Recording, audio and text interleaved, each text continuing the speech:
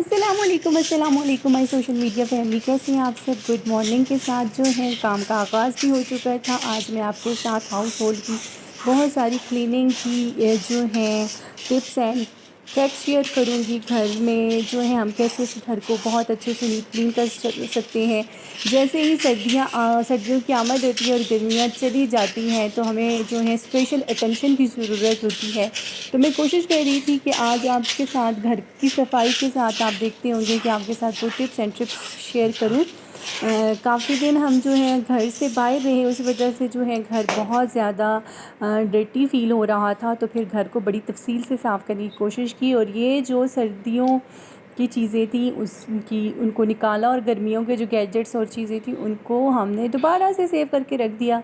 Water cooler को भी जो है अच्छे से वॉश आउट करके उसको दोबारा से प्लेस पे वो रखा। और फिर आप यहाँ पे देखें, मैं आपको अपने घर की ये थोड़ी सी जगह शो आउट करवाती हूँ। यहाँ पर सिम आने की वजह से ये बहुत ज़्यादा डर्टी हो चुकी थी। बहुत सारे सॉल्यूशंस निकाले लेकिन अभी तक इस प्रॉब्लम से हम टैकल नहीं कर सके। इवन देन हमें जो मंथली इसको कलर भी करते हैं लेकिन थोड़ी सी जगह बहुत प्रॉब्लमेटिक है। अगर आपके पास कोई अच्छी सी टिप हो तो ज़रूर मेरे साथ शेयर कीजिएगा, कॉमेंट बॉक्स में मुझे बताइएगा जी। तो फिर हम अपने रूटीन वर्क की तरफ आ गए। सबसे पहले जो क्लीनिंग के लिए हमने चीज़ें वो की, वो हम जो है मुख्तलिफ़ चीज़ों को समेटते भी रहे। सबसे पहले हमने झाड़ू वगैरह लगाया, साथ साथ आप देखेंगे कि सर्दी की चीज़ें भी जो हैं वो बाहर निकल आई हैं। हीटर है, हीटर को भी हमने साफ़ करके दोबारा से ऑर्गेनाइज़ किया कि सर्दियों की चीज़ें आल्दो कि अब हर मौसम में हम देखें तो उतनी गर्मी नहीं रही। गीज़र के बग़ैर इसके बग़ैर भी वाटर कूलर और एसी के बग़ैर काम चल जाता है। और अब जो है आगे हीटर और गीज़र की बारी। यस, हमने जो है हर चीज़ को उसकी मख़सूस जगह पे पहुंचाया और फिर मैं जो है अपने दोबारा से ये इनको निकाल के रख दिया। आल्दो अभी तो टाइम है इनको हीटर्स को लगाने में, गीज़र को चलाने में, लेकिन जो पुरानी चीज़ें या हम एसी वगैरह है उसको रैप्ड आउट कर दिया, वाटर कूलर है उसको रैप्ड आउट करके या उसको दोबारा से हमने जो नीट क्लीन करके उसकी जगह पे पहुंचा दिया। यस, इसके साथ साथ आप लोगों के साथ बातें करते करते टाइम का पता ही नहीं चला और मेरा बहुत हाउस जो है अच्छे से मैंने क्लीन कर दिया था। काफ़ी दिनों के बाद वापसी हुई थी और अब डस्टिंग जो है साथ साथ कर रही थी और साथ साथ में आपको अपनी डेली रूटीन या डेली व्लॉग के बारे में बता रही थी कि मैं जो है घर को कैसे नीट क्लीन रखने की कोशिश करती हूँ।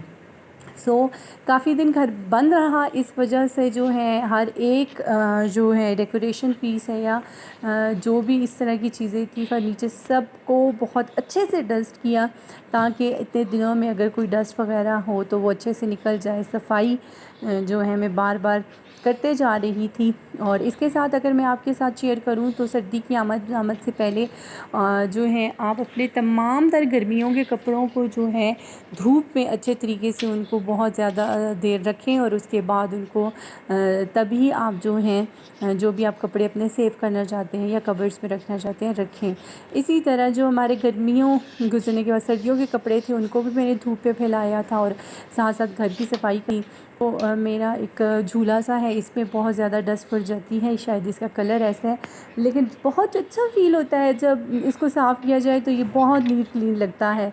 और साथ में मेरी रॉकिंग चेयर्स हैं और मैं जो है आउट ऑफ सिटी गई हुई थी और मैं काफ़ी देर इसको मिस भी करती रही और फिर जल्दी जल्दी से डस्टिंग की। और ये मेरे पास एक वुडन टेबल है, इसको ऊपर से मैंने मिरर उतार के इसको बहुत अच्छे से डस्ट किया और इसको मैं एक न्यू तरीके से डिज़ाइन करूँगी। कुछ चीज़ें मैंने जो है बाय की थी इसके लिए, तो वो इंशाल्लाह अगले व्लॉग में या अपने डेली व्लॉग में वो भी मैं आपके साथ ज़रूर शेयर करूँगी। और ये जो है इस सोफ़ा सेट को भी मैंने अच्छे से साफ़ किया और ये जब इससे डस्ट आउट किया तो इसकी चमक जो है ना मुझे बहुत अच्छी लग रही थी और ये चमकना शुरू हो गया था।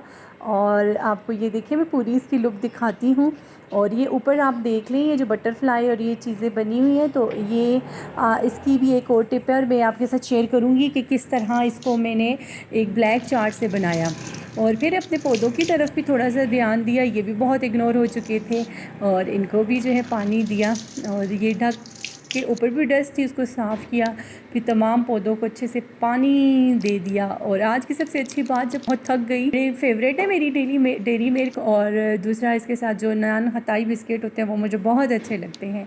सो इतने दिन भर के काम करने के बाद जब ये वाला गिफ्ट पाया तो मैं बहुत ज़्यादा रिलैक्स होगी। उम्मीद करती हूँ आज का व्लॉग मेरी जो है सोशल मीडिया फैमिली को पसंद आया होगा। ज़रूर कमेंट कीजिएगा, लाइक सब्सक्राइब कीजिएगा। थैंक यू, मिलते हैं अगले व्लॉग में।